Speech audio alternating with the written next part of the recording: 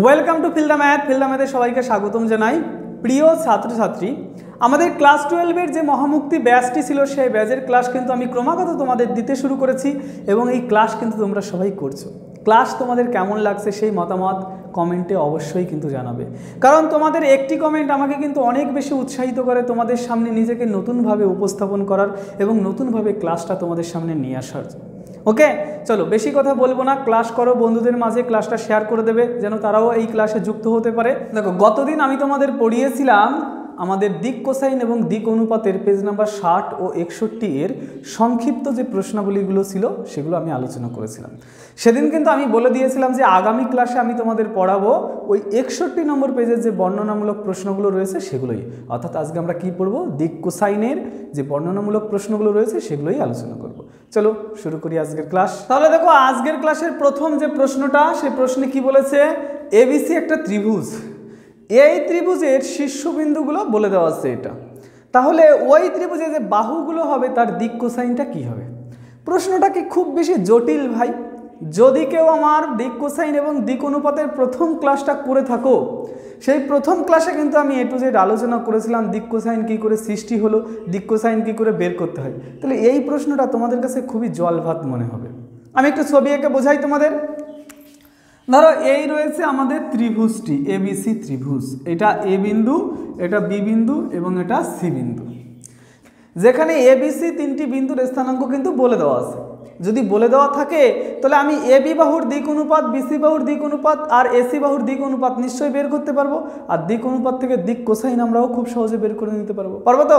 তাহলে প্রথম আমি একটি অঙ্ক করে দিচ্ছি, অর্থাৎ এই এবি বাহুর দিক অনুপাতটা আমি বের করে দিচ্ছি, বাকি বিসি এবং এসি তোমরা করে নেবে, একইভাবে করে নেবে। ওকে, তাহলে ভাষাটা কিভাবে লিখছি, যে এবি বাহুর দিক অনুপাত, ওকে, এবি বাহুর দিক অনুপাত, দিক অনুপাতটা কি করে বের করতে হয়? শুধুমাত্র ওদের বিয়োগফল করে বের করতে হয়। বিয়োগফলটা তুমি যেদিক খুশি করতে পারো কিন্তু। ওকে, তাহলে এবি মানে বি মাইনাস এ করছি আমি, তাহলে এই জায়গায় 2 থেকে 4 বিয়োগ করলে সেটা কত হয়? -2। 6 থেকে 5 বিয়োগ করলে সেটা কত হয়? 1। এবং 2 থেকে 0 বিয়োগ করলে সেটা কত হয়? শুধুমাত্র 2। দিক অনুপাতে এই চিহ্ন দিয়ে আটকাবে অথবা ওপেন রেখে দেবে, আমি কিন্তু সেটা বলেছিলাম পার্ট 1-এ। ওকে, তাহলে এটা হলো দিক অনুপাত, কিন্তু এটা তো আমাদের জিজ্ঞাসা করেনি ভাই। এটা কি জিজ্ঞাসা করেছে আমাদের? দিক কোসাইন। তাহলে দিক কোসাইন এবার লিখবো ভাষাটা, যে এবি বাহুর দিক কোসাইন। শব্দটা একদম সুন্দর করে লিখে দেবে, কিন্তু এই সেমিস্টারে সব লেখার উপরে মার্ক রয়েছে। তাহলে দিক কোসাইন বের করতে হলে এখানে -2 এর মডিউলাস ভ্যালু, এর মডিউলাস ভ্যালু যদি আমরা রাফে বের করে নিই, 2 এর স্কোয়ার 4, 1 এর স্কোয়ার 1, 2 এর স্কোয়ার 4, এই যে এটা, তাহলে সেটা দেখতে পাচ্ছি 4 আর 4 8 আর 1 9, 9 এর রুট করলে হয় 3। তাহলে শুধুমাত্র ওদের মডিউলাস দিয়ে ভাগ করে দিতে হবে। সেমভাবে এটাকে ওর মডিউলাস দিয়ে ভাগ করে দিতে হবে, সেমভাবে এটাকেও ওর মডিউলাস দিয়ে ভাগ করে দিতে হবে। তাহলে এটা হলো ওদের দিক কোসাইন। ক্লিয়ার কথাটা? এটা হতে পারে, অথবা এর নেগেটিভ চিহ্ন দিয়ে যেটা লিখবে সেটাও হতে পারে। তাহলে একইভাবে তোমরা এসি বাহুর দিক অনুপাত যখন বের করবে, এসি বাহু বের করলে সি মাইনাস এ করে দেবে, সেটা দিক অনুপাত বের হবে। দিক অনুপাত থেকে দিক কোসাইন খুব ইজিলি বের করে নেবে। বোঝা গেছে? এগুলো কিন্তু তোমাদের হোমওয়ার্ক দিয়ে দেওয়া ছিল। হোমওয়ার্কগুলো কি তোমরা করেছিলে? আমি যখন পড়াই আমি কিন্তু বারবার করে বলছি হোমওয়ার্ক আমি দেবো, সেই হোমওয়ার্কগুলো তোমাদের করতে হবে, না হলে তোমাদের ইমপ্রুভমেন্ট ঘটবে কিভাবে? তোমরা যে আমার কাছে পড়ছো, আমি শেখাচ্ছি, তাহলে তোমরা যদি নিজের বাড়ির কাজ না করো, নিজেরা যদি প্র্যাকটিস না করো, তাহলে তোমরা কতটা স্যাটিসফাইড হবে যে আমরা শিখেছি? এই জন্য বাড়ির কাজ কিন্তু করতে হবে। ওকে, চলো এগিয়ে যাবো সামনের দিকে। দেখো 2 দেখে কি বলেছে, এবিসি একটা ত্রিভুজ যার শীর্ষবিন্দুর স্থানাঙ্কগুলো বলে দেওয়া আছে। কোণ নির্ণয়ের সাহায্যে প্রমাণ করো এটা একটা সমদ্বিবাহু ত্রিভুজ। আচ্ছা ভাই, একটু কনসেন্ট্রেশন যদি তোমরা দাও, কোণ নির্ণয়ের সাহায্যে প্রমাণ করতে বলেছে এটা একটা সমদ্বিবাহু ত্রিভুজ। সমদ্বিবাহু ত্রিভুজ হলে তার দুটো কোণ কিন্তু সমান হয়। কেন? যে দুটো বাহু সমান হয় সেটা তৃতীয় বাহুর সঙ্গে কিন্তু দুটো কোণ সমান করে। এখানে কোন দুটো বাহু সমান সেটা কিন্তু আমি জানি না, কিন্তু সমদ্বিবাহু ত্রিভুজের দুখানা কোণ সমান হবে এটা আমি জানি। তাহলে আমরা কি করব, এদের মধ্যবর্তী কোণ বের করব, এদের মধ্যবর্তী কোণ বের করব, এদের মধ্যবর্তী কোণ বের করব। যদি দেখাতে পারি যে দুখানা কোণ সমান হয়ে গেছে, তাহলেই বলে দিতে পারবো এটা সমদ্বিবাহু ত্রিভুজ। আমাদের যেখানে পৌঁছা দেবে সেই জায়গাটি কি বুঝতে পেরেছো? তাহলে এগিয়ে যাব সামনের দিকে। আর কোণ যদি বের করতে হয় তাহলে আমাদের কি করতে হয়? প্রথমে বের করতে হয় দিক অনুপাত। দিক অনুপাতের সাহায্যে ওদের ডট প্রোডাক্ট আর ওদের মডুলাস দেই কিন্তু কোণ হয়, যেখানে cos θ = a dot b by mod a mod b। মনে আছে তো? তাহলে সেই পথেই কিন্তু আমি যাব। তাহলে দেখো এই জায়গা প্রথম আমি বের করছি এবি বাহুর দিক অনুপাত ওকে। তাহলে এবি বাহুর দিক অনুপাত মানে বি মাইনাস এ, এখান থেকে এটা যদি বিয়োগ করি সেটা হয় -2, এখান থেকে এটা যদি বিয়োগ করি সেটা হয় 1, আর এখান থেকে এটা যদি বিয়োগ করি সেটা হয় 1 মাইনাস অফ -1 মানে হচ্ছে 2 হয়ে যায়। এটা হচ্ছে এবি বাহুর দিক অনুপাত ওকে। সেমভাবে বিসি বাহুর দিক অনুপাত আমরা বের করব। তাহলে বিসি বাহুর দিক অনুপাত, তাহলে সেটা কি করব, এটা থেকে এটা বিয়োগ করে দেবো, তাহলে 0 হলো, এটা থেকে এটা বিয়োগ করে দেবো -3 হলো, এটা থেকে এটা বিয়োগ করে দেবো, সেটাও হবে কত, -3। ক্লিয়ার? এবার কি করব, এসি বাহুর দিক অনুপাত বের করব। এসি বাহুর দিক অনুপাত, এসি মানে কি সি মাইনাস এ, সেটা কিন্তু এ মাইনাস সিও করতে পারো, দিক অনুপাত যে কোনো একদিকে বিয়োগ করলেই কিন্তু হয়ে যায়। তাহলে আমরা এই জায়গায় এটার থেকে যদি এটা বিয়োগ করি সেটা হয় -2, এটার থেকে এটা বিয়োগ করলে সেটাও হয় -2, আর এটার থেকে এটা বিয়োগ করলে সেটা হয় -1। পরিষ্কার হলো সবার কাছে? তাহলে এটা বের করেছি কি আমরা, দিক অনুপাত। তাহলে এইবার আমরা এই কোণগুলোর নাম ধরে নিই, ঠিক আছে? এই কোণটার নাম ধরে নাও যে বি কোণ, আর এই কোণটার নাম ধরো সি কোণ, আর এই কোণটার নাম ধরো এ কোণ, ওদের কোণের নাম অনুযায়ী আমি ধরে নিলাম। তাহলে দেখো তো আমি কি বলতে পারি যে কজ এ কোন দুটোর মধ্যে সৃষ্টি হয়েছে, এই দুটোর মধ্যে সৃষ্টি হয়েছে, অর্থাৎ এবি এবং এসির মধ্যে সৃষ্টি হয়েছে।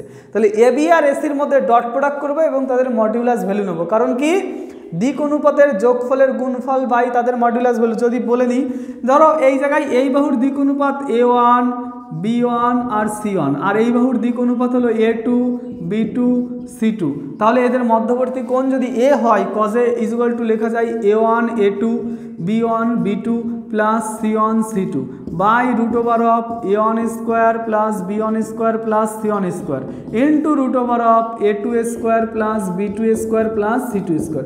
এত সূত্র কেন আমরা মনে রাখবো? আমরা নর্মালি কি জানি, cos থিটা মানে ওদের ডট বাই ওদের মড। দেখো তো, ডট করলেই A1 A2 B1 B2 C1 C2, এই যে সেটা উপরে রয়েছে, আর মড করলেই তো √ওভার এটার স্কোয়ার প্লাস ওটার স্কোয়ার, আর ওর মড করলেও এটা হবে। তাহলে আমি অত সূত্র কেন মনে রাখবো? এই সূত্রগুলো কিন্তু বেশি মনে রাখবে না, শুধু মনে রাখবে কি ডট বাই মড থিটা যদি থাকে ওখানে, বোঝা গেছে? তাহলে মুছে দিয়ে সেই জিনিসটাই আমি এখানে করার চেষ্টা করছি। দেখো কি রয়েছে এখানে, আমার এ কোনটা এবি আর এসির মধ্যে সৃষ্টি হয়েছে, তাহলে এবি এটা এসি এটা, তাহলে এই দুটো ডট করব প্রথম, এই দুটো ডট করলে 4 হয়, এই দুটো ডট করলে -2 হয়, এই দুটো ডট করলে হয় -2। পরিষ্কার? পরিষ্কার হলো? বাই √ওভার অফ এটার মডুলাস ভ্যালু করলে হবে 4 + 1 + 4, আর নিচেরটার মডুলাস করলেও 4 + 4 + 1। তাহলে উপরে আমি দেখতে পাচ্ছি এই -2 মানে +2 হয়, সেটা 4-এর সঙ্গে কেটে যায়। তাহলে আমি বলতে পারি cos A = 0, তার মানে কি A = 90 ডিগ্রি। কেন এটা? কারণ cos 90-র মান 0 হয়। তাহলে আমি এই এ কোণটার মান কত পেয়েছি, এই কোণটা হলো 90 পেয়েছি। তাহলে এটা যদি 90 হয় তাহলে বি আর সি কিন্তু 45 হতে হবে, কারণ ত্রিভুজে মোট রয়েছে আমার 180 ডিগ্রি, ও যদি একাই 90 হয়ে যায়, আর এটা হবে সমদ্বিবাহু ত্রিভুজ, তাহলে নিশ্চয়ই এই দুটো সমান হতে হবে। ও যদি 90 হয়ে যায়, বেঁচে থাকে আর 90, তার মানে কি এই দুটোর যোগফল 90, মানে এক একটা 45 হতে হবে। তাহলে সেটাই আমি এখন দেখানোর চেষ্টা করব।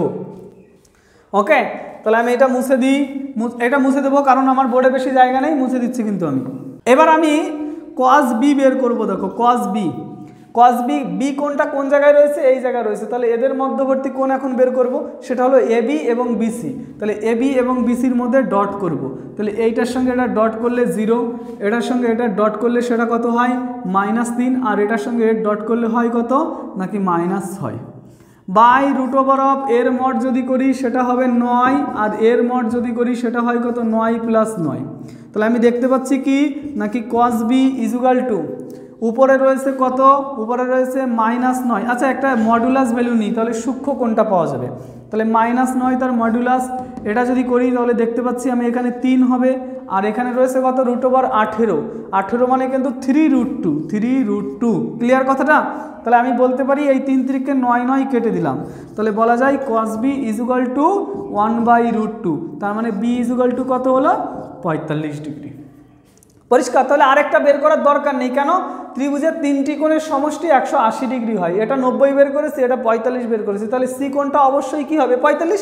সেটা তো আর করার দরকার নেই। সেটা কিভাবে লিখব, যে যেহেতু A + B + C = 180 degree, A মানে আমি পেয়েছি 90, বি মানে 45 plus C equal to 180 degree, তাহলে সি ইজুগাল টু 45 ডিগ্রি। এই যে কোণ নির্ণয়ের সাহায্যে আমি প্রমাণ করে দিলাম যে বি কোণ আর সি কোণ সমান, তাহলে এই জায়গায় ভাষাটা লিখবো যেহেতু বি কোণ ইজুগাল টু সি কোণ ইজুগাল টু 45 ডিগ্রি। কীভাবে?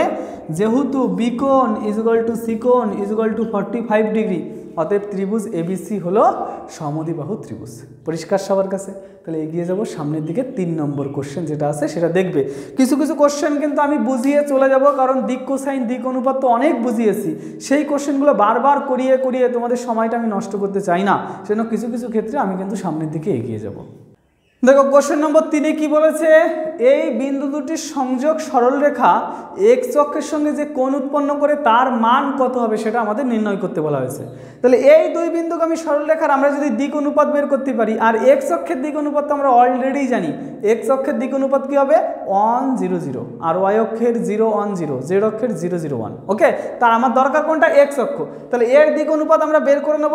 এক্স অক্ষের দিক অনুপাত আমরা জানি 1 0 0, আর দিক অনুপাত পেয়ে গেলেই cos θ = ডট বাই মড করে দিলেই অঙ্ক হয়ে যাবে। বোঝা গেছে? তাহলে এগিয়ে যাব সামনের দিকে। কি করব? আমরা প্রথম লিখব এবি এর দিক অনুপাত। দিক অনুপাত, এবি এর দিক অনুপাত কত হবে? নাকি এবি এর দিক অনুপাত শুধুমাত্র বিয়োগ করে দিলে হয়ে যায়। 3 থেকে 1 বিয়োগ করলে 2, 2 থেকে 1 বিয়োগ করলে 1, এবং সেমভাবে 1 থেকে 3 বিয়োগ করলে -2। এটা হলো এবি এর দিক অনুপাত। এবার আমার এক্স অক্ষ এর দিক অনুপাত, এক্স অক্ষ এর দিক অনুপাত, সেই দিক অনুপাতটা কত? নাকি 1 0 0। পরিষ্কার হলো? তাহলে আমি ধরি মধ্যবর্তী কোণ থিটা, ধরি মধ্যবর্তী কোণ ইজুগাল টু থিটা। তাহলে আমি কি বলতে পারি যে cos θ ইজুগাল টু এই দুটো ডট, তাহলে 2 অক্ষে 2, আর বাকি 0 দিয়ে গুণ করলে সব 0 হয়ে যাচ্ছে, বাই ওই দুটোরই মড। তাহলে যদি মড করি তাহলে এই জায়গায় 2 এর স্কোয়ার 4, 1 এর স্কোয়ার 1, 2 এর স্কোয়ার 4, ইন্টু এই জায়গায় 1 এর স্কোয়ার শুধুমাত্র 1। তাহলে বলতে পারি কি cos θ ইজুগাল টু 2 বাই, দেখো এটা যোগ করলে হচ্ছে 9, 9 এর রুট করলে হয় কত?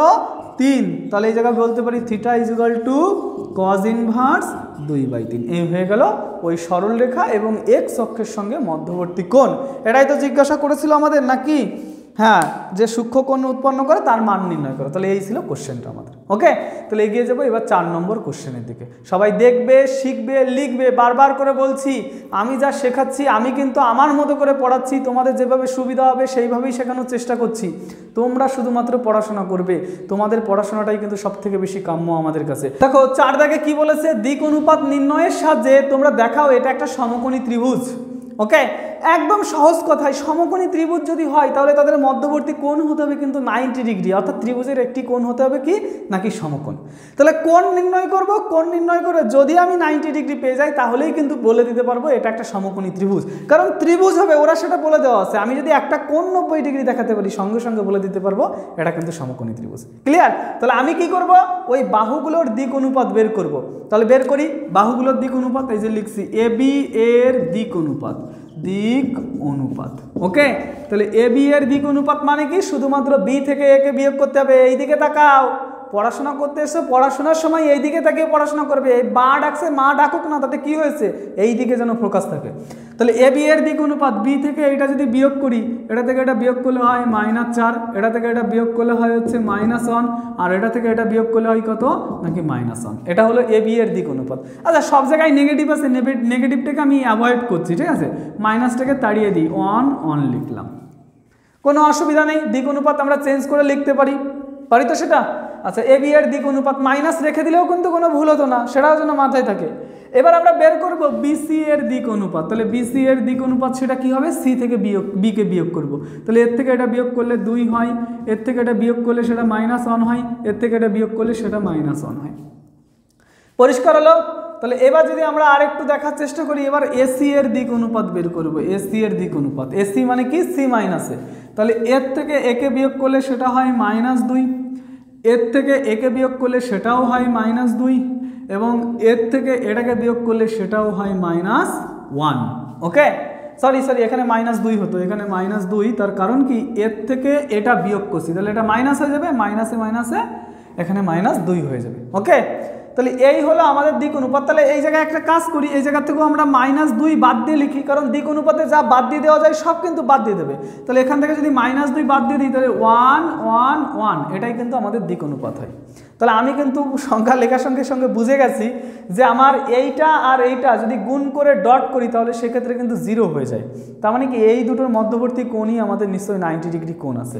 তাহলে দেখার চেষ্টা করি আমরা কি লিখছি, যে ধরি বিসি ও এসি এর মধ্যবর্তী কোণ, মধ্যবর্তী কোণ, কোণ কত?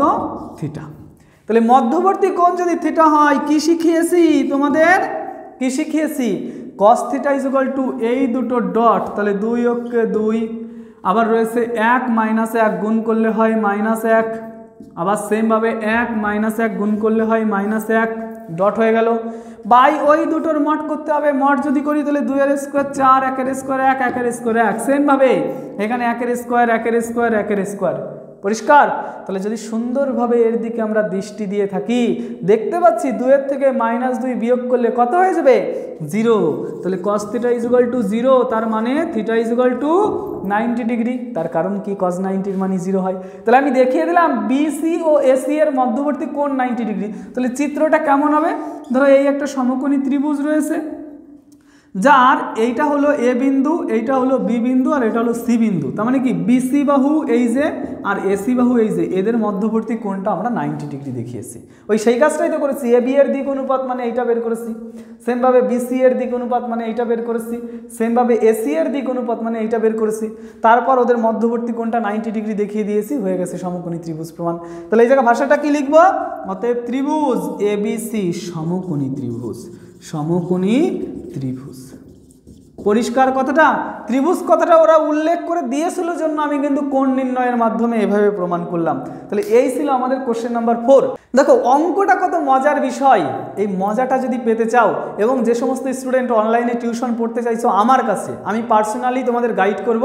যদি কারো পার্সোনাল গাইড নেওয়ার দরকার থাকে তাহলে আমাকে এই নম্বরে মেসেজ করবে যে স্যার আমি অনলাইনে আপনার কাছে পড়তে চাই। এই নাম্বারে কিন্তু দ্রুত মেসেজ করবে, কারণ আগামী সপ্তাহে তোমাদের একটা অনলাইন ব্যাচ আসতে শুরু করেছে, পেইড ব্যাচ। সেখানে যারা যারা পড়াশোনা করতে চাও তারা কিন্তু এখানে আমাকে অবশ্যই মেসেজ করে জানাবে। তোমাদের জন্য আমি স্পেশাল কিছু ভেবে রেখেছি এবং সেখানে ধরে ধরে তোমাদের শেখানো হবে। যেমন তোমরা এখানে শিখছো, আমার পড়ানোর কৌশল কেমন সেটা কিন্তু তোমরা অলরেডি সবাই জানো। আমি কেমন পড়াই, আমার কাছ থেকে কেমন তোমরা শিখতে পারছো, সব কিছু তোমাদের দেখা আছে। যদি কোনো স্টুডেন্টের ডেমো ক্লাসের প্রয়োজন হয়, অর্থাৎ আমি কেমন পড়াই সেটা যদি জানার দরকার হয়, তোমরা অনলাইনে ইউটিউবে গিয়ে সার্চ করো Fill the Math. Fill the Math যখনই সার্চ করবে ফার্স্ট যে চ্যানেলটা আসবে সেই চ্যানেলে ক্লিক করবে, সেখানে যাবে। ক্লাস 12 এর 4th সেমিস্টারে যে ক্লাসগুলো আমি করিয়েছি সেখানে প্লেলিস্ট করে দেওয়া আছে 4th সেমিস্টার বলে, সেখানে ক্লিক করে তোমরা একটা ভিডিও সম্পূর্ণ দেখো। আমি রিকোয়েস্ট করবো একটা ভিডিও সম্পূর্ণ দেখো, কারণ তুমি শুধু টেনে টেনে যদি দেখো তাহলে তুমি ভিডিও ক্লাস কিছুই বুঝতে পারবে না, তখন মনে হবে স্যার কী পড়াচ্ছে। আমার একান্তভাবে রিকোয়েস্ট থাকবে তোমরা একটা ক্লাস সম্পূর্ণ দেখো, সেটাই তুমি ডেমো হিসাবে গ্রহণ করো। যে কোনো ক্লাস, তোমার যে ক্লাস পছন্দ হচ্ছে সেই ক্লাসটাই তুমি গ্রহণ করো, গ্রহণ করে সে ক্লাসটা সম্পূর্ণ দেখো, সেটাই তোমার কাছে ডেমো ক্লাস। যদি ক্লাস ভালো লেগে থাকে এবং আমার কাছে পার্সোনালি গাইড নেওয়ার কোনো প্রয়োজন হয়ে থাকে তাহলে অবশ্যই এই নাম্বারে আমাকে মেসেজ করবে, স্যার আমি অনলাইনে আপনার কাছে পড়তে চাই, আমি দ্রুত তোমাদের সামনে সেই ব্যাচটা নিয়ে আসবো এবং সেখানে পার্সোনালি আমি তোমাদের গাইড করব। ওকে, চলো এগিয়ে যাবো এবার 5 নম্বর কোশ্চেন থেকে। দেখো প্রশ্ন নম্বর 5-এ কি বলেছে, নাকি ওয়ে একটা সরলরেখা আছে যার দিক অনুপাত বলে দেওয়া আছে, ওবি একটা সরলরেখা আছে যার দিক অনুপাত বলে দেওয়া আছে। ওয়ে এবং ওবি যে সমতলে রয়েছে তার সঙ্গে অবিলম্বভাবে যে সরলরেখা রয়েছে তার দিক কোসাইন কি হবে, অবিলম্বের দিক কোসাইন জিজ্ঞাসা করেছে। বোঝা গেছে? ওরা যে সমতলে রয়েছে তার সঙ্গে লম্বভাবে যে আছে। যদি কখনো এইরকম কোনো শব্দ পাও যে অবিলম্বের দিক কোসাইন বের করো অথবা ওর লম্বের দিক কোসাইন বের করো, বুঝবে সরাসরি তোমাকে ক্রস প্রোডাক্ট করতে বলেছে। কেন? কারণ এ ক্রস বি এই কথাটার অর্থ কি, mod A mod B sine theta N cap, এই এন ক্যাপটা কি ছিল, অবিলম্ব ভেক্টর ছিল। মনে করে দেখো, তার মানে কি ক্রস করলে সর্বদা আমরা কি পাই, অবিলম্ব ভেক্টর। তাহলে এই দুটোরও তোমাকে করতে হবে কি, নাকি ক্রস। ওকে, তাহলে ভাষাটা কিভাবে লিখবো, ওয়ে এবং ওবি এর অভিলম্ব ভেক্টর, অভিলম্ব ভেক্টর।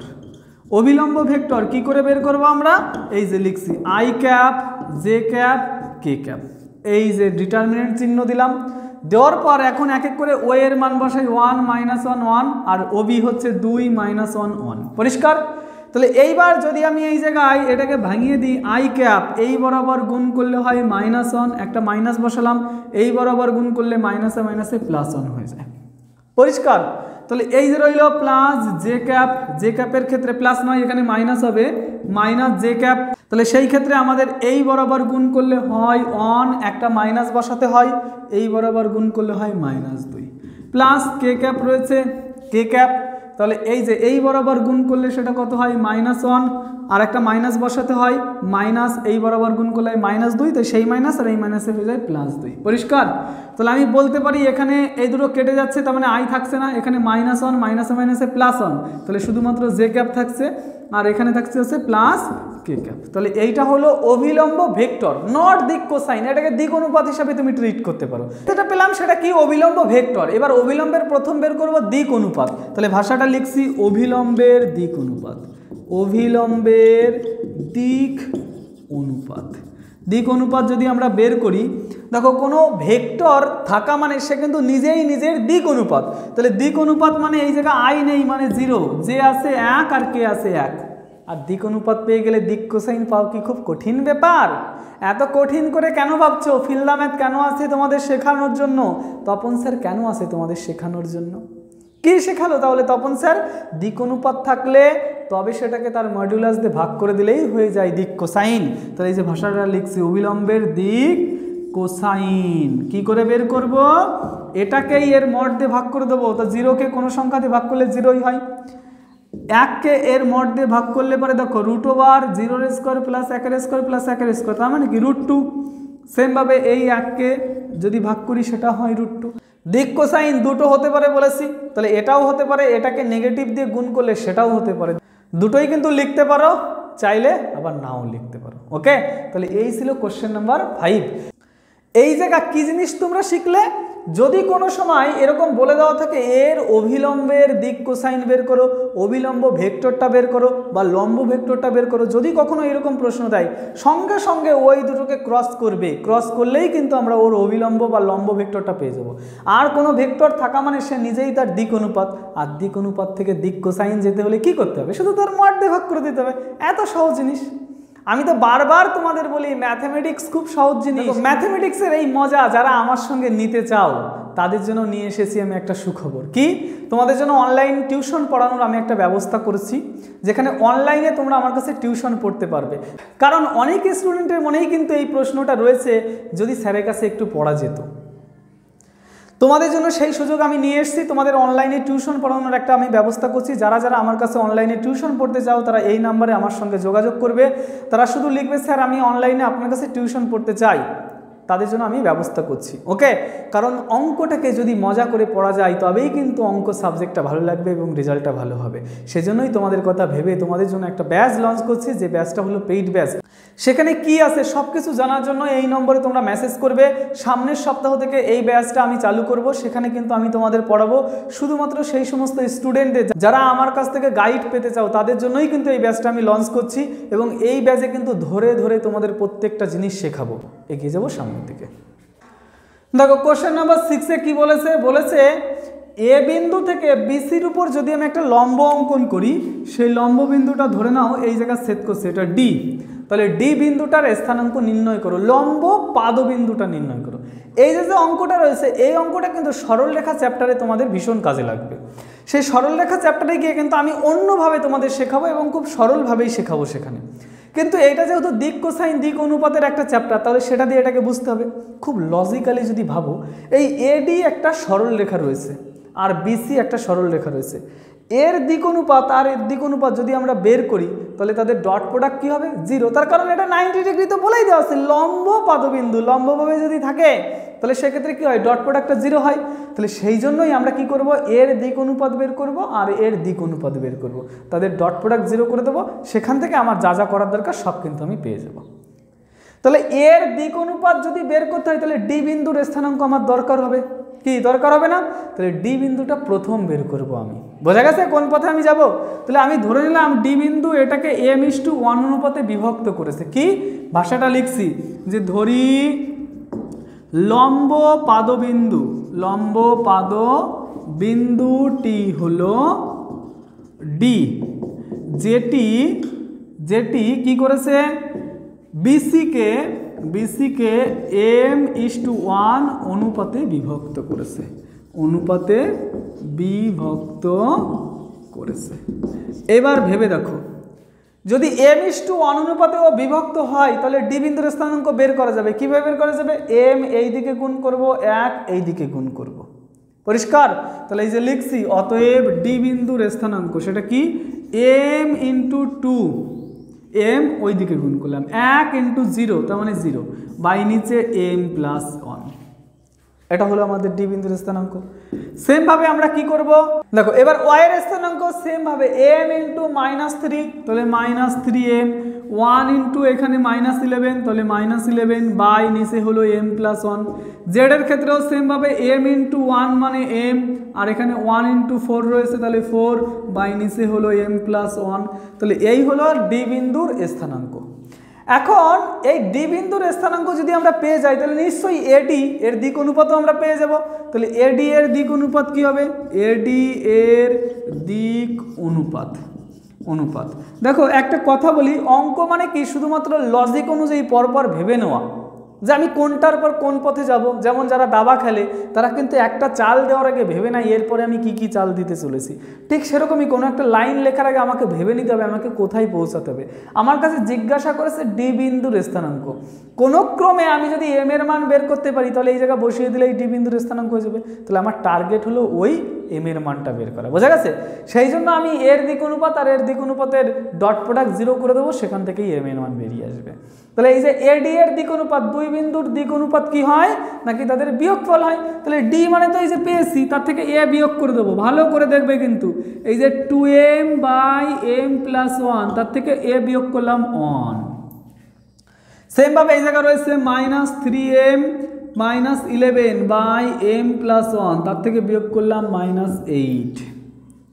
সেম ভাবে আমি এই জায়গায় বিয়োগ করছি m+4 বাই নিচে রয়েছে m+1, তার থেকে বিয়োগ করছি 4। এইটা হলো কি নাকি এডি এর দিক অনুপাত। তাহলে এটাকে একটু সরলাকৃত করে নিই। সরলাকৃত করলে এখানে হয় m+1, আর এর থেকে যদি এটাকে বাদ দিয়ে দিই, মানে একদম যদি বোকাদের মতন তোমরা জিজ্ঞাসা করো সে আর সরল আমাকে করে দেখাতে হবে। 2m/m+1 -1, m+1 লসাগু হলো 2m-m-1, তাহলে এর থেকে এটা বিয়োগ করলে m হয়, m-1 হয় উপরে। সেগুলো রাফ করে নিতে পারো, কোনো অসুবিধা নেই। তাহলে আমি একবারেই সেটা করে দিচ্ছি। নিচে হয় m+1, আর এখানে রয়েছে -3m -8m, তাই তো? তাহলে -11m, আর এখানে -11, এখানে -8, তাহলে -19। এটা হলো আমাদের y এর যে স্থানাঙ্কটা রয়েছে সেটা, বা y এর দিক অনুপাত।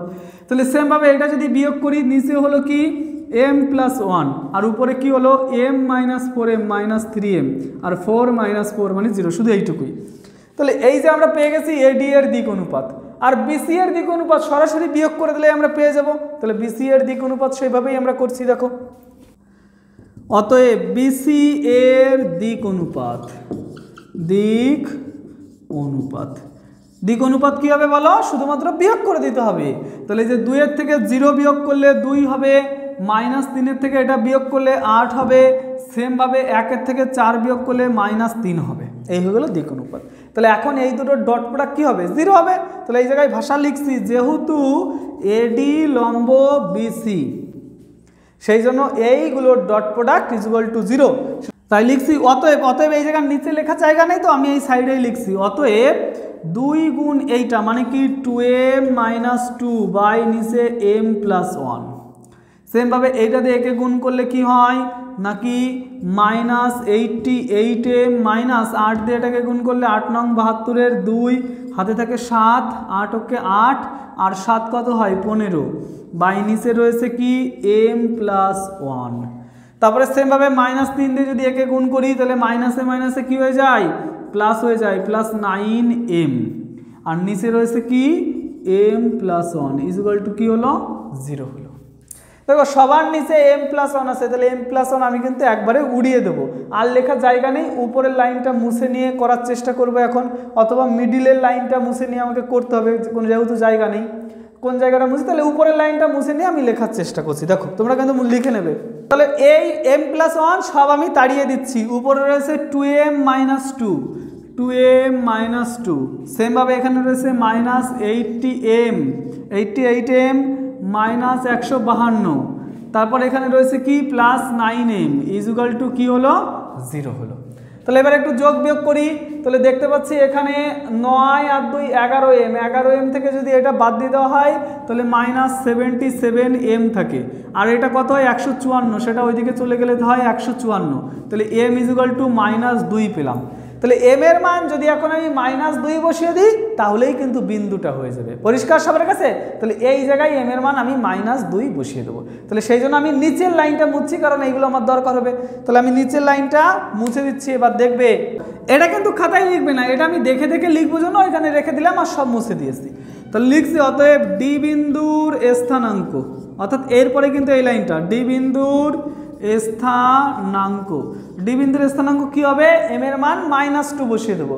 মাইনাস 2 বসালে এটা মাইনাস 4 হয়, আর এখানে মাইনাস 2 বসালে মাইনাস 2 প্লাস 1 মানে মাইনাস 1 হয়, কমা মাইনাস 2 যদি এখানে বসাই তাহলে সেটা হয়ে যায় 6 মাইনাস 11, তাহলে 6 মাইনাস 11 আর নিচে হয় মাইনাস 1।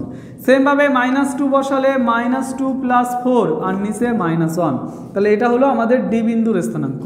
তাহলে এটা হচ্ছে শুধুমাত্র 4, আর এটা মাইনাস 5, এটা কেটে গেলে শুধুমাত্র 5, আর এখানে থাকছে কত 2, নিচেরটার জন্য হলো মাইনাস 2। তাহলে এটাই হলো আমাদের ডি বিন্দুর স্থানাঙ্ক। ওকে, তাহলে আমি একটু উত্তরটা দেখবো যে উত্তরটা মিলেছে কিনা। দেখো আমি উত্তরটা মিলিয়ে দেখলাম, উত্তরটা সঠিক রয়েছে। তাহলে এই যে প্রসিডিওরটা আমি করলাম, এইভাবেই কিন্তু দিক অনুপাতের সাহায্যে লম্ব বিন্দুর স্থানাঙ্কটা বের করা যায়। এই সেম অঙ্কটাই সরলরেখায় গিয়ে তোমরা পাবে, তখন এই অঙ্কটাই আমি অন্যভাবে এবং একদম সহজভাবে তোমাদের শেখাবো তখন। তাহলে তোমরা কি করবে, এই অঙ্কটা এখন স্কিপ করে দাও, আমি বলবো এই অঙ্কটা সেম অঙ্ক সরলরেখায় গিয়ে যখন শেখাবো সেটা দেখবে সব থেকে সহজ পদ্ধতি, এবং সেখানে খুব দারুণভাবে তোমরা বুঝে যাবে। তাহলে এগিয়ে যাবো সামনের দিকে, এবং সরলরেখার যে ক্লাসগুলো রয়েছে সেই ক্লাসগুলো কিন্তু অতুলনীয় হবে, আমি তোমাদের কথা দিচ্ছি। যেমন কথা দিয়েছি, ইন্টিগ্রেশন যদি একবার আমার কাছে করো তুমি অঙ্কের প্রেমে তোমরা পড়বেই, গ্যারান্টি সহকারে বলছি যে ইন্টিগ্রেশন যদি আমার কাছে কেউ করো তাহলে সে অঙ্কের প্রেমে পড়বেই। ইন্টিগ্রেশন সব থেকে সহজ তার কাছে কিন্তু মনে হবে। তাহলে এগিয়ে যাই এবার আমরা 7 নম্বর কোশ্চেনে। দেখো কোশ্চেন নাম্বার 7-এ কি বলেছে, এই দুটি বিন্দুর সংযোগকারী সরলরেখা, এই দুটি বিন্দুর সংযোগকারী সরলরেখা যদি সমান্তরাল হয় তাহলে এ এবং বি এর মান তোমরা নির্ণয় করো। এটা কিন্তু প্রশ্ন রয়েছে। তাহলে যদি সমান্তরাল হয়, তোমাদেরকে শিখিয়েছিলাম যে কোনো দুটো সরলরেখা সমান্তরাল হলে তাদের দিক অনুপাতের মান কিন্তু সমান হবে, অর্থাৎ ওদের ভাগফলটা সমান হবে, অনুপাতের মানটা সমান হবে। ক্লিয়ার কথাটা? তাহলে এখন আমরা কি করব, এই দুই বিন্দুগামী সরলরেখার দিক অনুপাত বের করব, এই দুই বিন্দুগামী সরলরেখার দিক অনুপাত বের করব। তাহলে এর নাম এ, এর নাম বি, এর নাম সি, এর নাম ডি আমি ধরে নিলাম। তাহলে ভাষাটা খাতায় কি লিখব, এ বি এর দিক অনুপাত, দিক অনুপাত। সেই এ বি এর দিক অনুপাতটা কি হবে, শুধুমাত্র বিয়োগ করে দিতে হবে, যে দিক খুশি বিয়োগ করো। এটা থেকে এটা বিয়োগ করলে হয় 4, 4-এর থেকে -2 বিয়োগ করলে হয় 6, কারণ মাইনাসে মাইনাসে প্লাস হয়ে যায়। 2-এর থেকে 5 বিয়োগ করলে হয় -3। সেমভাবে আমরা এখন করব বিসি এর, সিডি এর দিক অনুপাত, সিডি এর দিক অনুপাত। সেটা কি হবে, 2 থেকে বি বিয়োগ করলে 2 - বি, এ থেকে -15 বিয়োগ করলে ওটা প্লাস হয়ে যাবে, এ + 15। 5 থেকে 11 বিয়োগ করলে হয় -6। পেলাম তো?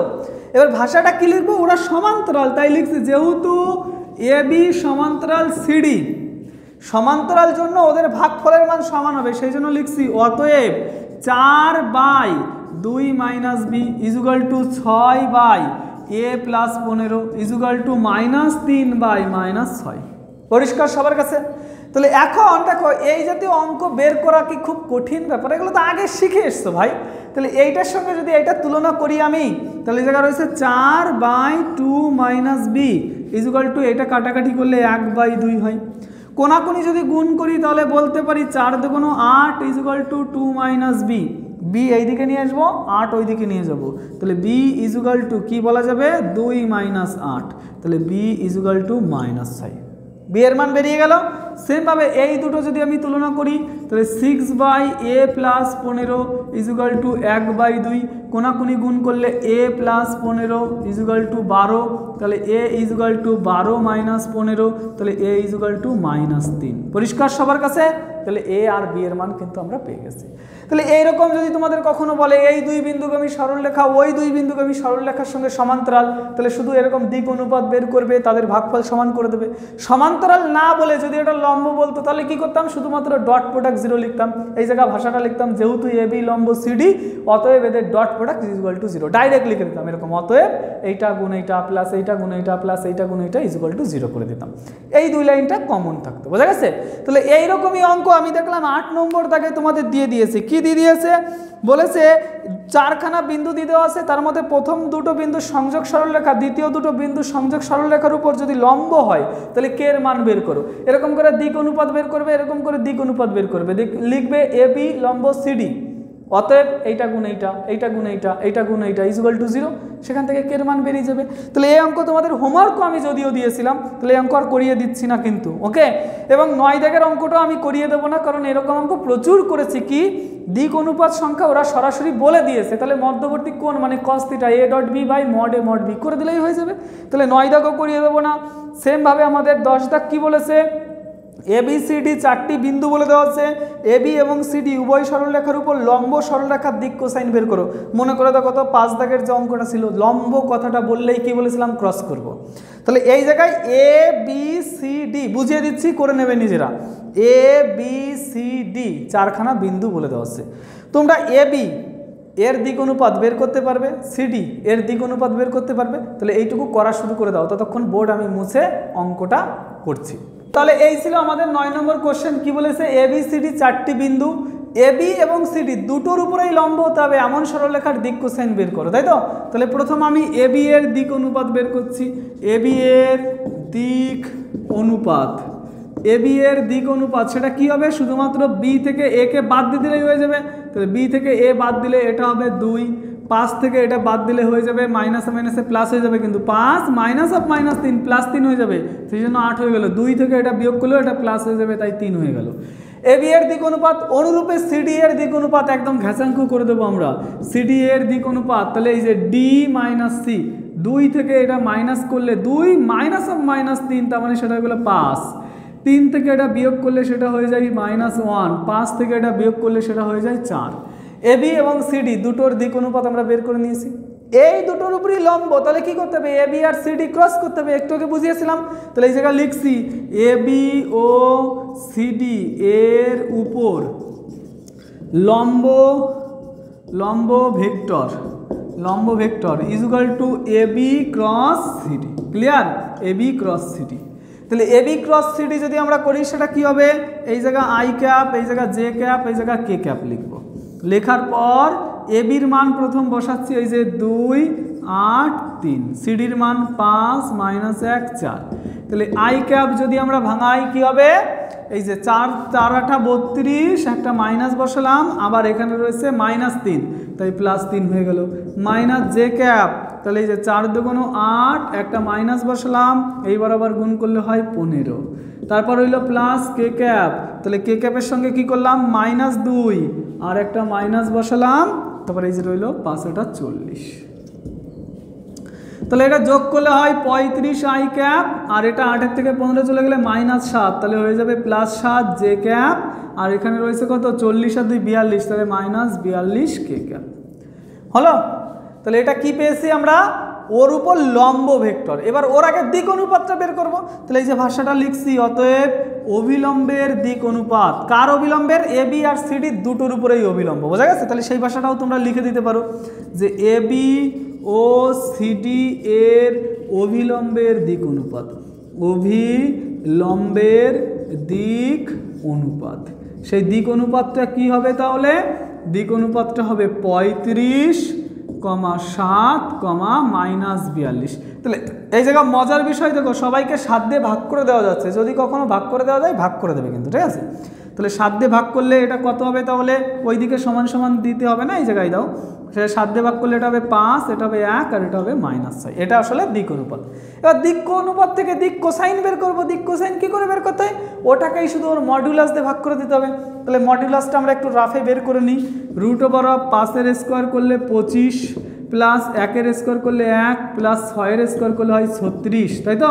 তাহলে এটা কত হলো, 6 এর 1 7 আর 5 12, 2 হাতে থেকে আমাদের কত নাকি 1, 3 আর 2 5, 5 আর 1 6, তাহলে √62। তাহলে এই যে ভাষাটা লিখছি যে একই কথা, এর অবিলম্বের দিক কোসাইন, শুধুমাত্র এখানে কোসাইন শব্দটা আসবে, দিক কোসাইন, সেটা কি হবে 5/√62, 1/√62, -6/√62। এবং এইটা যেমন হবে এর মাইনাস দিয়ে গুণফল সেটাও কিন্তু হবে। সেটা অ্যান্সার কীভাবে লিখবে যদি লিখতে চাও, এটা অথবা -5/√62, -1/√62 আর মাইনাসে মাইনাসে +6/√62, যে কোনো একটা লিখলেই হলো। ওকে, তাহলে এই হলো আমাদের 9 নম্বর কোশ্চেন ছিল। তাহলে এই কথাটা একদম মস্তিষ্কের মধ্যে প্রবেশ করে নাও। যদি কখনো বলে যে ওই জায়গায় অবিলম্ব ভেক্টর বের করবো, অবিলম্বের দিক অনুপাত, দিক কোসাইন বের করবো, সরাসরি আগে কিন্তু ওর ক্রস করে নিতে হবে নিচেদের। বোঝা গেছে? তাহলে দেখো একটা জিনিস ভুল হয়েছে, এটা 9 নম্বর কোশ্চেন ছিল না, এটা কিন্তু 10 নম্বর কোশ্চেন ছিল। তোমাদের আমি 10 নম্বর কোশ্চেনটা বুঝিয়েছি আর 9 নম্বরটা কিন্তু বাড়ির কাজ দিয়েছিলাম। ওকে, তাহলে 11 নম্বরটা এবার করে নেব। দেখো 11 নম্বর কোশ্চেনে বলেছে যে দিক অনুপাত নির্ণয়ের সাথে প্রমাণ করো এই 4খানা বিন্দু দ্বারা একটা আয়তক্ষেত্র গঠিত হয়। তো আমি একটা আয়তক্ষেত্র চিত্র এঁকে দিয়েছি যাতে তোমাদের বোঝাতে সুবিধা হয়। যদি এটা আয়তক্ষেত্র হয় তাহলে আমি বলতে পারি আয়তক্ষেত্রের বিপরীত বাহুগুলোর দৈর্ঘ্য কি হয়, সমান এবং সমান্তরাল হয়, এবং প্রত্যেকটা কোণ কি হয়, 90 ডিগ্রি হয়। এবার তুমি ভাবো তোমাকে কি বলেছে, দিক অনুপাতের সাহায্যে প্রমাণ করতে হবে। তাহলে দিক অনুপাত যদি ইউজ করতে হয় তাহলে এই বাহু আর এই বাহু সমান্তরাল দেখাবো এবং একটি মাত্র কোণ 90 ডিগ্রি দেখাবো, অথবা আমি এই বাহু সমান্তরাল দেখাবো, এই বাহু সমান্তরাল দেখাবো, আর যে কোনো একটা কোণ যদি 90 ডিগ্রি দেখায় তাহলেই কিন্তু অঙ্কটা হয়ে যাবে। তাহলে প্রত্যেকটা বাহুর দিক অনুপাত আমি বের করবো প্রথমে। সেই জন্য ভাষাটা লিখছি যে এবি এর দিক অনুপাত, এবি এর দিক অনুপাত, সেই দিক অনুপাতটা কি হবে, দিক অনুপাত ইজুগাল টু শুধুমাত্র বি থেকে একে বিয়োগ করে দেবো, তাহলে এটা 1 হবে, -3 এর থেকে -2 বিয়োগ করলে -5 হবে, আর 1 থেকে এটা বিয়োগ করলে সেটা কত হয়ে যাবে, 7 হয়ে যাবে। তাহলে এবি এর দিক অনুপাত পেয়ে গেছি। এবার আমি উপরে ডিসি এর দিক অনুপাতটা বের করে নিই। তাহলে ডিসি এর দিক অনুপাত কেন এটা বের করছি, তাহলে পাশাপাশি থাকলে তোমরা বুঝতেও পারবে এবং সুবিধা হবে তোমাদের। তাহলে এর থেকে এটা যদি বিয়োগ করি সেটাও 1 হবে, এর থেকে এটা যদি বিয়োগ করি সেটা -5 হবে, এবং এর থেকে এটা যদি বিয়োগ করি সেটাও 7 হবে। দেখো দিক অনুপাত সমান হয়ে গেছে। যদি এটা না থেকে এই জায়গা মনে করো রয়েছে 2, আর এই জায়গা রয়েছে -10, আর এই জায়গা রয়েছে মনে করো 14, তবুও কিন্তু তারা সমান্তরাল হবে। কেন, ধরো এটা নেই, এইটা রয়েছে, তাহলেও এই এবি আর ডিসি সমান্তরাল। কেন, এদের ভাগফল দেখো সমান, ভাগফল দেখো সমান, ভাগফল দেখো সমান। এটাও ভাগ করলে 2, ভাগ করলে 2, ভাগ করলে 2। যদি এটা না থেকে কোনো জায়গায় ধরো এইরকম রয়েছে যে -2, 10, আর এখানে রয়েছে -14, সেটাও কিন্তু সমান্তরাল হবে। কেন, এটা ভাগ করলে -2, ভাগ করলে -2, ভাগ করলে -2। তার মানে মূল কথা তোমাকে দেখতে হবে কি ভাগ করলে সমান হচ্ছে কিনা। তো আমাদের এই পার্টিকুলার এই অঙ্কের ক্ষেত্রে আমরা দেখলাম নাকি ডিসির দিক অনুপাত কি হয়ে গেছে, একই হয়ে গেছে। তাহলে আমরা বলেই দিতে পারি এবি আর ডিসি কি সমান্তরাল। তাহলে এই জায়গায় লিখবো যে এবি সমান্তরাল ডিসি, এবি সমান্তরাল কি ডিসি। ক্লিয়ার? তাহলে অনুরূপে লিখছি যে আবার কি করব, এবার বের করব আমরা এডি এর দিক অনুপাত। তাহলে এডি এর দিক অনুপাত, এডি এর দিক অনুপাত যদি আমরা বের করতে চাই তাহলে ডি মাইনাস এ করে দিলেই হয়ে গেল। তাহলে এর থেকে এইটা বিয়োগ করলে সেটা কত হয়ে যায়, এটা হয়ে যায় হচ্ছে শুধুমাত্র 7, আর এর থেকে এটা বিয়োগ করলে সেটাও 7, আর এর থেকে এটা বিয়োগ করলে সেটা কত হয়ে যায়, 2 এর থেকে এটা +6 হয়ে যাবে, তাহলে শুধুমাত্র 4 হয়ে যাবে। তাহলে এডি এর দিক অনুপাত পেয়ে গেলাম। এবার বিসি এর দিক অনুপাত বের করছি, বিসি এর দিক অনুপাত। তাহলে বিসি এর দিক অনুপাত সি মাইনাস বি করলে হয়ে যাবে। তাহলে এর থেকে এটা বিয়োগ করলে সেটা হয় 7, আর এর থেকে এটা বিয়োগ করলে সেটাও দেখো মাইনাসে মাইনাসে প্লাস হয়ে যাচ্ছে 7, আর এর থেকে এটা বিয়োগ করলে সেটা কিন্তু 4 হয়ে যাচ্ছে। তাহলে এই দুটো সমান হয়ে গেল। তাহলে এই জায়গায় ভাষাটা লিখবো অতএব এডি সমান্তরাল বিসি। যদি আমাকে শুধুমাত্র প্রমাণ করতে বলতো যে প্রমাণ করো এবিসিডি একটা সামান্তরিক, তাহলে শুধু এইটুকু করলেই হয়ে যেত, কারণ সামান্তরিকের বিপরীত বাহুগুলো সমান্তরাল হয়। শুধুমাত্র যে চতুর্ভুজের বিপরীত বাহুগুলো সমান্তরাল সেটাই কিন্তু সামান্তরিক। আমি এই জায়গায় লিখে দিতাম অতএব এবিসিডি একটা সামান্তরিক, যেটা কিন্তু তোমাদের 12 নম্বর কোশ্চেনে রয়েছে। দেখো সামান্তরিক প্রমাণ করতে বলেছে, তাহলে 12 নম্বর কোশ্চেন এইটুকু করার পরেই লিখে দেবো সামান্তরিক, ওটা কিন্তু হোমওয়ার্ক থাকছে। ওকে, কিন্তু এটা আবার কি বলেছে নাকি আয়তক্ষেত্র, যে সামান্তরিকের একটি মাত্র কোণ 90 ডিগ্রি হয় সেটাই কিন্তু আয়তক্ষেত্র হয়। তার মানে এখন কিন্তু আমাকে যে কোনো একটা কোণ 90 ডিগ্রি দেখাতে হবে। তোমার যেটা পছন্দ, ধরো তোমার মনে হয়েছে আমি এই কোণটা দেখাবো 90 ডিগ্রি, আমরা সবসময় এইটা দেখাই, তো তোমার মনে হয়েছে এইটা দেখাবো 90 ডিগ্রি, দেখো ওটা 90 ডিগ্রি হয় কিনা। তাহলে এটা 90 ডিগ্রি হলে এই বাহু আর এই বাহুর দিক অনুপাত দিয়ে ওদের মধ্যবর্তী কোণ আমি নির্ণয় করব। তাহলে মধ্যবর্তী কোণটাকে আমি থিটা ধরে নিলাম। এই জায়গায় লিখবো যে ডিসি ও বিসি এর মধ্যবর্তী কোণ ধরি থিটা। তাহলে এই যে লিখছি যে ধরি ডিসি ও বিসি এর মধ্যবর্তী কোণ ইজ ইকুয়াল টু থিটা। তাহলে মধ্যবর্তী কোণ যদি থিটা হয় তাহলে cos theta is equal to কি হবে, এই দুটোর মধ্যবর্তী কোণ ডিসি কোন জায়গা আছে, ডিসি এই যে আর কি বিসি কোন জায়গা রয়েছে এই যে, তাহলে এই দুটোর মধ্যে ডট করব, তাই তো, আর ওই দুটোর মড নিচে বসাবো। তাহলে 7 অক্ষে 7, ওকে। তারপরে এই দুটো যদি করি আমরা তাহলে -35, তারপরে এই দুটো যদি করি আমরা 4 7 28, ক্লিয়ার। বাই নিচে এর মড করলে √1 স্কোয়ার 5 স্কোয়ার 7 স্কোয়ার, মাইনাসটা লিখছি না কারণ -5 স্কোয়ার মানেই তো +5 স্কোয়ার। সেমভাবে এর যদি করি তাহলে 7 স্কোয়ার প্লাস 4 স্কোয়ার। এবার যদি একটু মজার বিষয় দেখো, 7 আর 28 যোগ করলে 35 থেকে 35 বাদ দিলেই তো 0 হয়ে যায়। তাহলে cos θ = 0 পেলাম, তাহলে থিটার মান 90 ডিগ্রি পেয়ে গেলাম। তাহলে এই জায়গায় ভাষাটা এর নিচ দিয়ে লিখবে তোমরা, তাহলে লিখছি cos θ = 0, অতএব θ = 90 ডিগ্রি, ক্লিয়ার। আচ্ছা এই জায়গায় এর আগে দরকার হলে ভাষাটা লিখে নেবে, অতএব ABCD হলো একটি সামান্তরিক, ওকে। এই জায়গাতে লিখে নেবে এই ভাষাটা, কেন এই বাহু সমান্তরাল তুমি দেখিয়ে দিয়েছো, অতএব ABCD একটা সামান্তরিক হবে। তারপরে এবার যে সামান্তরিকের আসলে একটি কোণ 90 ডিগ্রি হয় সেটাই তো আয়তক্ষেত্র হয়ে যায়, সেই জন্য ওই কোণটা 90 ডিগ্রি দেখিয়েছি। তাহলে ফাইনাল অ্যান্সার কি লিখবো, যে অতএব ABCD একটি আয়তক্ষেত্র। পরিষ্কার সবার কাছে যে প্রথম সামান্তরিক প্রমাণ করলাম, তারপর একটা কোণ 90 ডিগ্রি দেখালাম, অতএব ওটা আয়তক্ষেত্র হয়ে গেল। তাহলে এই ছিল 11 নম্বর কোশ্চেন। 12 নম্বর কোশ্চেনের হুবহু সেটা হোমওয়ার্ক দিয়ে দিয়েছি। এবার কিছু অঙ্ক আমি স্কিপ করে, যেগুলো ইম্পর্টেন্ট অঙ্ক সেগুলোই তোমাদের করাবো, কারণ দেখো এই যে অঙ্ক রয়েছে, এত অঙ্ক যদি করতে যাও সিলেবাস কিন্তু তোমরা নিজেরাই শেষ করতে পারবে না, বোরিং হয়ে যাবে। এই জায়গায় 16 দাগের যে অঙ্কগুলো রয়েছে না, আমার কথা লিখে নিও। এই 16 দাগের অঙ্কের মতো একটা অঙ্ক তোমাদের ফাইনালে আসতে চলেছে, লিখে নিও আমার কথাটা। 16 দাগের যে টাইপের অঙ্ক আছে ওই টাইপের অঙ্ক কী করে সব থেকে সহজে সমাধান করা যায় সেই সহজ পদ্ধতিটা আজকে তোমাদের শেখাবো, ওকে। কি বলেছে 16 দাগের কোশ্চেন, দুটি সরলরেখার মধ্যবর্তী সূক্ষ্ম কোণের মান নির্ণয় করো যাদের দিক কোসাইন সমূহ নিচের সমীকরণগুলো সিদ্ধ করে। তার মানে এতক্ষণ দিক কোসাইন দিক অনুপাত তোমরা সব বের করেছিলে, সেখান থেকে কোণ নির্ণয় করেছিলে। এবার দেখো 16 দাগে আর দিক কোসাইন দিক অনুপাত কিচ্ছু বলে দেওয়া নেই, শুধু সমীকরণ বলে দেওয়া আছে, সেখান থেকে কি করে কোণ নির্ণয় করা যায় সেটাই শিখবো। বাদ বাকি অঙ্ক আর আমরা একটাও করবো না। 17 দাগের অঙ্কের মতো 18 দাগের অঙ্কের মতো দেখবে উদাহরণে অঙ্ক দিয়ে দেওয়া রয়েছে, 19 আর 20 তো হুবহু উদাহরণে দিয়ে দেওয়া আছে। আমি বলেও দিচ্ছি কত নম্বর উদাহরণ।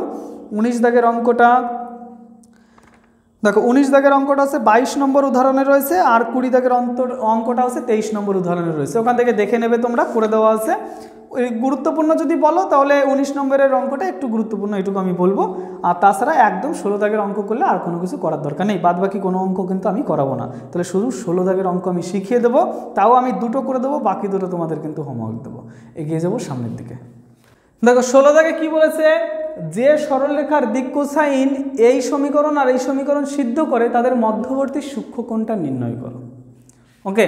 তাহলে আমার টার্গেট থাকবে যে কোনো উপায়ে দিক কোসাইনটাকে বের করা। যদি দিক কোসাইন বা দিক অনুপাত আমি বের করতে পারি তাহলে মধ্যবর্তী কোণ cos θ সাহায্যে আমি বের করে নিতে পারবো। তাহলে ওই টার্গেটেই আমি এগোবো। এবার এই অঙ্ক সমাধান করার জন্য কি কি বলছি ভালো করে শুনবে। এই অঙ্ক সমাধান করার জন্য হয় উপরের সমীকরণ থেকে নইলে নিচের সমীকরণ থেকে, তোমার যেখান থেকে পছন্দ সুবিধাজনক যে কোনো একটা ক্যারেক্টারের মান তুমি বের করো, হয় এল নইলে এম নইলে এন, তোমার যেটা পছন্দ, তুমি যেটা নিয়ে এগোতে চাও সেরকম একটা সুবিধাজনক মান বের করো। তাহলে এই জায়গা থেকে আমি এল এর মান বের করছি, ওকে। তাই জন্য এই জায়গা ভাষাটা লিখছি 1 নং থেকে এল ইজুগাল টু কি -m - n। পরিষ্কার, এল এর মান বের করে নিয়েছি। 1 নং থেকে এল এর মান বের করেছি, ওই এল এর মানটা 2 নং থেকে বসাবো। 1 নং থেকে আমি এল এর মান বের করেছি, ওই এল এর মানটা আমি 2 নংয়ে বসাবো। যদি আমি 2 নং থেকে এল এর মান বের করতাম তাহলে সেটা 1 নংয়ে বসাতাম, যেটা থেকে বের করবো তার উল্টোটাই বসাবো, ওকে।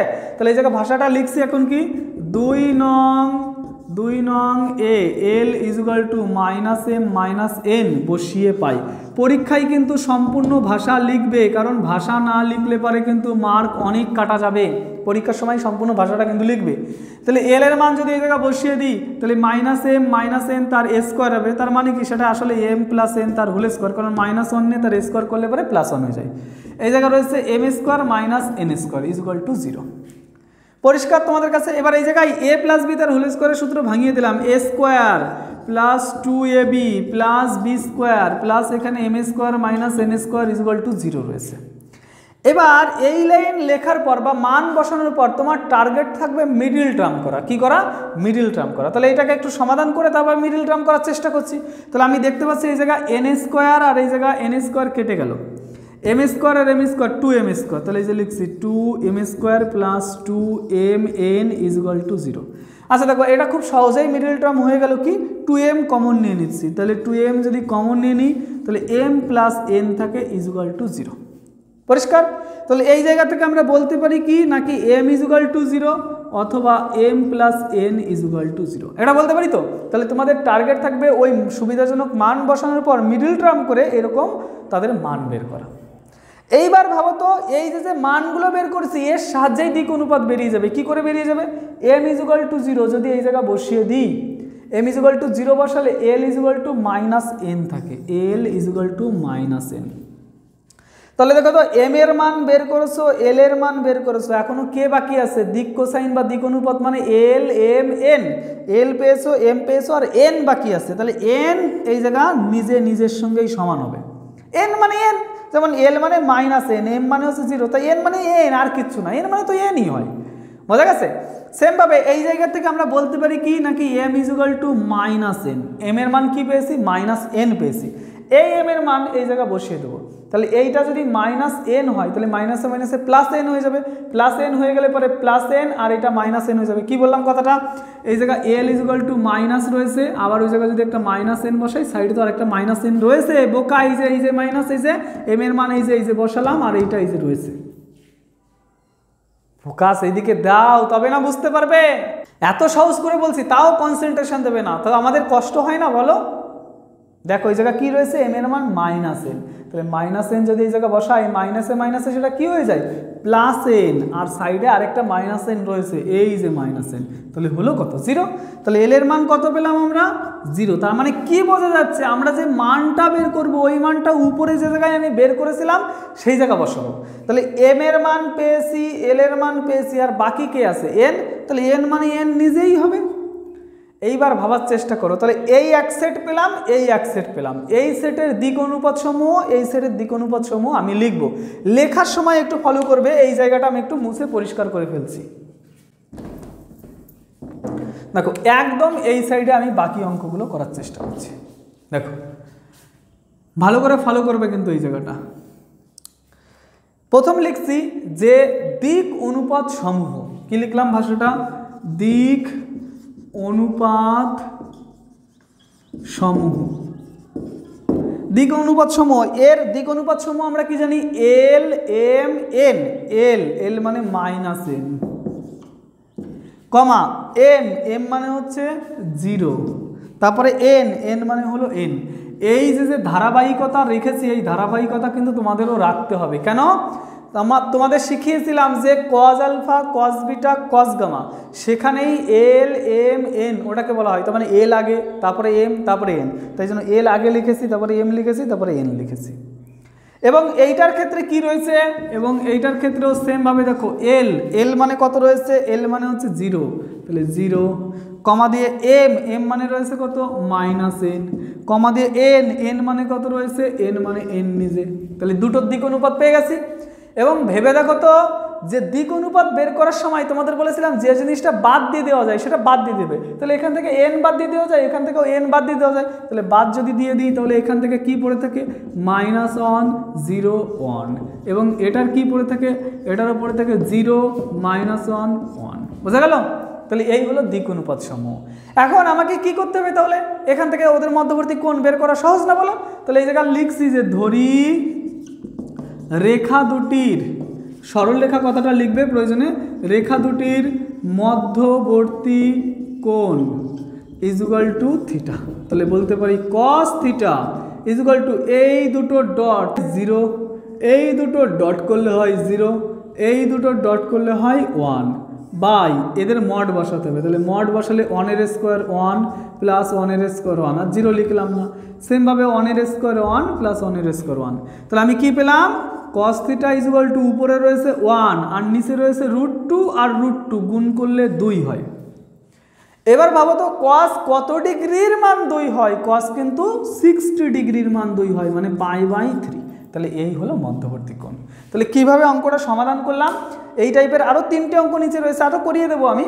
প্রথম দুখানা সমীকরণ দিয়ে দেওয়া থাকবে, তোমার যে মানটা দেখে পছন্দ হচ্ছে সেই মানটার থেকে একটা মান বের করে নেবে, তার উল্টোটাই সেই মানটা বসাবে, ভাষাগুলো এইভাবেই লিখবে, বসিয়ে ওটাকে একটু সমাধান করে মিডিল টার্ম করবে। মিডিল টার্ম করে তুমি যে মান পাবে সেই মানের সাপেক্ষে বাদবাকি সবাইকে নির্ণয় করতে হবে আমাকে। তারপর দিক অনুপাত বেরিয়ে যাবে, কোণ বেরিয়ে যাবে। কারণ দিক অনুপাত বেরিয়ে গেলে তো কোণ একদম ইজি জিনিস, বোঝা গেছে?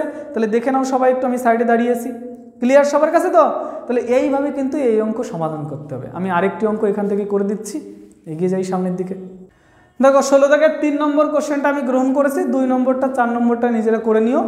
3 নম্বর কোশ্চেনে কি বলেছে যে সেমভাবে দুটি সরলরেখার দিক কোসাইন যদি এই দুটি সমীকরণকে সিদ্ধ করে তাহলে তাদের মধ্যবর্তী কোণ তুমি নির্ণয় করো। তাহলে বোঝার চেষ্টা করবে আমি কি করে শেখাচ্ছি। যেমন করে আগেরটাই লিখেছিলাম সেমভাবে এটাকে লিখবো। এই দুটোর মধ্যে যেখান থেকে আমার পছন্দ হচ্ছে একটা সুবিধাজনক মান আমি বের করব। তাহলে আমি দেখতে পাচ্ছি এখান থেকে এল এর মান বের করব। সবসময় যে এল বের করবে তা নয়। 2 নম্বর অঙ্কে যেমন আমি দেখলাম, তুমি যদি এন এর মান বের করো প্রথম সমীকরণ থেকে তাহলে অঙ্কটা খুব সহজ হবে। 2 জায়গায় এন এর মান বের করে নিও, আমি একটু হিন্টস দিয়ে দিচ্ছি। ওকে, তাহলে এখান থেকে লিখছি 1 নং থেকে L is equal to -2m - 3n হলো। তাহলে এবার এটা কোন জায়গায় বসাবো? 2 নং এ বসাবো। তাহলে এই জায়গায় লিখছি 2 নং এ L এর মান বসিয়ে পাই, এইভাবেই লিখলাম, L এর মান বসিয়ে পাই, তাহলে L এর মান যদি বসিয়ে দিই, এই যে 3 লিখলাম, L এর মান -2m - 3n, তারপরে রয়েছে m লিখলাম, -4 L এর মান বসাবো, L এর মান এই জায়গায় রয়েছে -2m - 3n, তারপরে রয়েছে কি আবার n বসালাম, প্লাস রয়েছে কি mn ইজ ইকুয়াল টু 0 হলো। তাহলে এইবার আমরা একটু সবগুলোকে সমাধান করে মিডিল টার্ম করতে হবে, তাহলে সেই পথে আমি এগোনোর চেষ্টা করি। তাহলে 3 এর সঙ্গে গুণ করে আগে m গুণ করে নিই, তাহলে 3 থাকলো, এই জায়গা গুণ করলে -2m² -3mn, আর এখানে রয়েছে যদি ভিতরে গুণ করি -4, এটা ভিতরে গুণ করলে 2mn, আর এটা ভিতরে গুণ করলে -3n² plus mn is equal to 0। আবার 3 ভিতরে গুণ করে দিই -6m², 3 ভিতরে গুণ করলে -9mn, 4 ভিতরে গুণ করলে +8mn, 4 ভিতরে গুণ করলে +12n², আবার এখানে রয়েছে প্লাস কি নাকি mn ইজ ইকুয়াল টু 0 হলো। একদম নর্মালি যেমন করে গুণ করে এই লাইন থেকে এই লাইন লিখতে পারলেও হবে। আমি লিখলাম না কেন, তোমরা অনেকে নাও বুঝতে পারো, সেই জন্য লিখলাম। সবার কথা ভেবেই তো আমাকে ক্লাসটা করাতে হয়, সেই জন্য আমি সেই ভেবে লিখলাম। তাহলে আমি দেখতে পাচ্ছি 8খানা mn আর 1খানা mn, 9টা হলো, 9টার সঙ্গে 9টা কেটে গেল। তাহলে পড়ে রয়েছে কি নাকি 6m², আর এখানে রয়েছে +12n²। পরিষ্কার? তাহলে এই +12টাকে ডান দিকে পাঠিয়ে দিচ্ছি আমি, কারণ এখানে দেখা যাচ্ছে যে মিডল টার্ম করা অতটা সহজ নয়, যেহেতু দুখানা সংখ্যা রয়েছে। তাহলে -6m² is equal to -12n²। তাহলে 6 দিয়ে যদি ভাগ করে দিই তাহলে m² ইজ ইকুয়াল টু এখানে হয় 2n², মাইনাসটাও কেটে দিলাম। তাহলে m is equal to +-√2n, m এর মান কি পেয়েছি? +√2n -√2n। তাহলে এই জায়গায় কোথা দিয়ে লিখবো? এবার এই জায়গায় এক এক করে লিখবো, যে কোন জায়গা লিখে এই জায়গা দিই, যেটুকু ফাঁকা রয়েছে সেই জায়গা দিয়ে এবার লেখার চেষ্টা করছি। ওকে, দেখবে সেই জায়গা দিয়ে আমি লেখার চেষ্টা করছি। তাহলে m is equal to √2n, এই যে লিখলাম m is equal to √2n। আরেকটা কি রয়েছে? m is equal to -√2n। এই দুটোই তো রয়েছে অঙ্ক আমাদের। m এর মান যদি √2n হয় সেটা কোন জায়গা বসাবো? এই জায়গা বসাবো। তাহলে এই জায়গা যদি বসাই তাহলে l ইজ ইকুয়াল টু কি পাচ্ছি আমরা? l is equal to minus, এই যে লিখলাম m এর মান √2n, তাই √2n, তার সঙ্গে রয়েছে -3n। তাহলে আমি বলতে পারি মাইনাস এনটা কমন নিলে 2√2 + 3 আর সাইডে রয়েছে এন আর মাইনাসটা আমি কমন নিয়ে নিয়েছি, তাই তো? তাহলে এই যে হলো। তাহলে দেখো এল এর মান বের করেছি, এম এর মান বের করেছি, আর বাকি আছে কে? এন। তাহলে আমি বলে দিতে পারি এন মানে এন নিজেই। তাহলে এইটা হলো এক সেট আর আরেক সেট এই যে বের করব। এম এর মান -√2n, যদি বসাই মাইনাসে মাইনাসে প্লাস হয়ে যাবে। তাহলে এল = 2√2n - 3n। তাহলে n কমন নিলে 2√2 - 3 × n। এম এর মান পেয়েছি, এল এর মান পেয়েছি, বাকি আছে কে? এন। তাহলে n = n নিজেই হলো। তাহলে এই যে আমরা পড়লাম সেই মিডিল টার্ম করে মান বের করা। এরপরে কি লাইন লিখেছিলাম? অতএব দিক অনুপাত সমূহ। তাহলে সেই ভাষাটাই লিখছি যে অতএব, এগুলো সব নিচ দিয়ে লিখবে, দিক অনুপাত সমূহ। আচ্ছা একটা কাজ করি, এরকম কোনাকুনিতে না লিখে আমি এইটুকু জায়গা শুধু মুছে দিই নাকি এই পুরোটাই মুছে দেবো? তোমরা একটু দেখে নাও, পুরো জায়গাটা আমি একটু মুছে দিই, তাহলে তোমাদের সুবিধা হবে, নাহলে ওইটুকু জায়গার মধ্যে হিজিবিজি হয়ে যাবে। বুঝা গেছে? তোমরা পুরো জিনিসটা দেখে নাও, ভিডিওটা পজ করো, পজ করে আগে লিখে নাও, তারপরে আমি ওই সাইডে যাচ্ছি। তাহলে দিক অনুপাত কিন্তু সবসময় সাজিয়ে লিখতে হবে, এল লিখবে, তারপরে এম লিখবে, তারপরে এন লিখবে। তাহলে এল কত পেয়েছি? দেখো এল পেয়েছি আমরা কত, নাকি এই যে -2√2 + 3 তার সঙ্গে এন, এটা হলো এল। তারপরে এম কত পেয়েছি? √2n। তাহলে এই যে √2n, এল এম হয়ে গেল। আর কে রয়েছে? এন মানে এন নিজে। এটা হলো প্রথম সেট, ক্লিয়ার? এবং দ্বিতীয় সেট কত রয়েছে? দ্বিতীয় সেট এই সাইডেটা একটু মুছে দিই। দেখো দ্বিতীয় সেট কত রয়েছে? এল মানে রয়েছে 2√2 - 3 × n, কমা এম কত রয়েছে? -√2n, আর এন কত রয়েছে? এন নিজেই রয়েছে। পরিষ্কার? তাহলে এল এম এন সব আমি পেয়ে গেছি। এবার কি বলেছিলাম? দিক অনুপাতে যেটা বাদ দিয়ে দেওয়া যায় সব বাদ দিয়ে দিতে হবে। তাহলে এন সব বাদ দিয়ে দিলাম। বাদ দিলে সেটা কত হয়? -2√2 + 3, √2, 1। এটা হলো প্রথম সেট। আর দ্বিতীয় সেটের কি হবে তাহলে?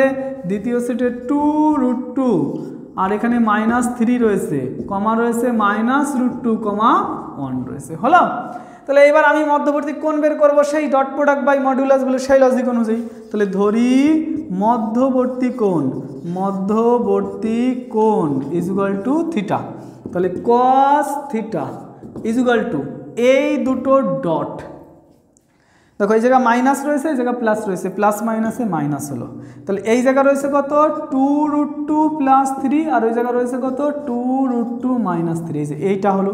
এবার এটার সঙ্গে এটা যখন গুণ করব, √2 গুণ করলে 2, প্লাস মাইনাসে মাইনাস হয়, তাহলে -2। সেমভাবে 1 আর 1 গুণ করলে 1 হলো। বাই নিচে দেখো এবার এটার মডিউলাস বাই এটার মডিউলাস। তাহলে এটার মডিউলাস কি করতে হবে? √ওভার এটার স্কোয়ার, এটার স্কোয়ার এই যে লিখছি 2√2 + 3 তার স্কোয়ার প্লাস 2 এর স্কোয়ার করলে 2 হয়, √2 স্কোয়ার করলে 2, আর এখানে রইল 1। সেমভাবে এই জায়গা লিখছি কি, নাকি 2√2 - 3 তার স্কোয়ার, এর স্কোয়ার করলে 2 হয়, আর ওর স্কোয়ার করলে 1 হয়। পরিষ্কার? এবার উপরেরটা আগে হিসাব করে নেব, তারপর নিচের জিনিস সেও হিসাব করব, কারণ অত জিনিস বারবার করলে পরে সেটা বহুত জটিল হয়ে যাবে। তাহলে এটা আমি সাইডে হিসাব করছি। দেখো a + b a -